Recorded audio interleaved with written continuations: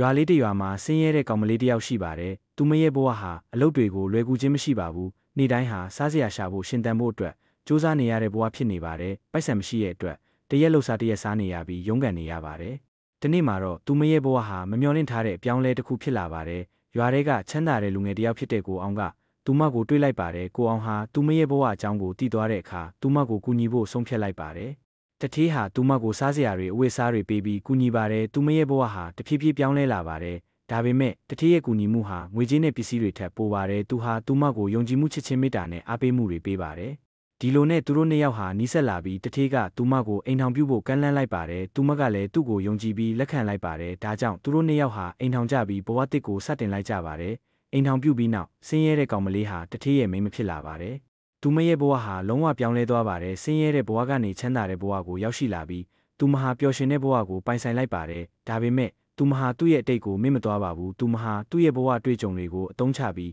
အခြားဆင်းရဲတဲ့သူတွေကိုကူညီဖို့ဆုံးဖြတ်လိုက်ပါတယ်။သူမဟာကျေးဇူးတည်တတ်ပြီးစေတနာထားတတ်တဲ့သူတစ်ယောက်ဖြစ်လာပါတယ်။ဒီလိုနဲ့ဆင်းရဲတဲ့ကောင်မလေးဟာတထေးရဲ့မိန်းမဖြစ်လာပြီးပျော်ရွှင်တဲ့ဘဝကိုပိုင်ဆိုင်လိုက်ပါတယ်။သူတို့နှစ်ယောက်ဟာဘဝတစ်ကိုအတူတကွဖြတ်သန်းသွားကြပါတယ်။ဒီပုံပြင်လေးကချစ်ချင်းမေတ္တာကျေးဇူးတည်တတ်မှုကူညီမှုတွေနဲ့ပြည့်နှက်နေပါတယ်။ဒါကြောင့်ဒီပုံပြင်လေးကိုနားထောင်ပြီးစိတ်သက်ခွန်အားရစေဖို့မျှော်လင့်ပါတယ်။ဘလောက်ပဲဆင်းရဲပါစေစူးစမ်းမှုနဲ့စေတနာတွေကဘဝကိုပြောင်းလဲနိုင်တယ်ဆိုတာကိုဒီပုံပြင်ကအကျိုးရှိမယ်လို့ထင်ပါတယ်။